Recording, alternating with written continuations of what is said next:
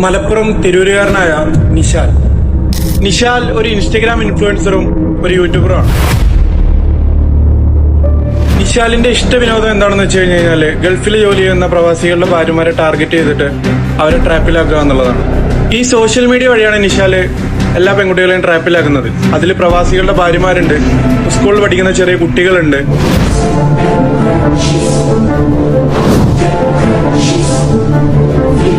നിശാലിന്റെ ഒരു രീതി സ്ത്രീകളെ മുഴുവൻ ഒരു സെക്സ് ടോയ് ആയി കാണുക എന്നുള്ളതാണ്.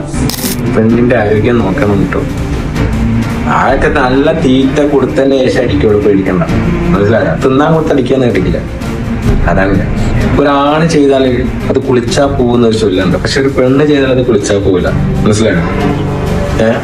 ഒരു മതിലിന് തുള വീണ് കഴിഞ്ഞാൽ തുള വീണ് തന്നെയാണ്, അടക്കാൻ പറ്റില്ല. മനസ്സിലായോ? പക്ഷെ തുള ഇടാൻ വെച്ച ചുറ്റികണ്ടല്ലോ പുള്ളിയും, അത് പിന്നെയും ഓരോരോ മതിലും ഇട്ടിട്ട് പോവാ.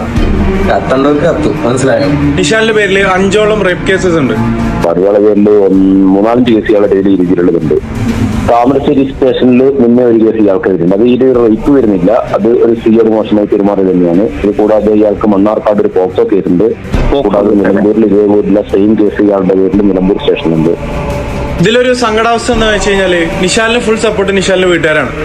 നിശാല് ലൈവിലിരുന്ന് പറയുന്ന കാര്യങ്ങളെല്ലാം. മലപ്പുറം തിരൂരുകാരനായ നിശാൽ ഒരു ഇൻസ്റ്റഗ്രാം ഇൻഫ്ലുവൻസറും ഒരു യൂട്യൂബറുമാണ്. നിശാലിന്റെ ഇഷ്ടവിനോദം എന്താണെന്ന് വെച്ച് കഴിഞ്ഞാൽ ഗൾഫിൽ ജോലി ചെയ്യുന്ന പ്രവാസികളുടെ ഭാര്യമാരെ ടാർഗറ്റ് ചെയ്തിട്ട് അവരെ ട്രാപ്പിലാക്കുക എന്നുള്ളതാണ്.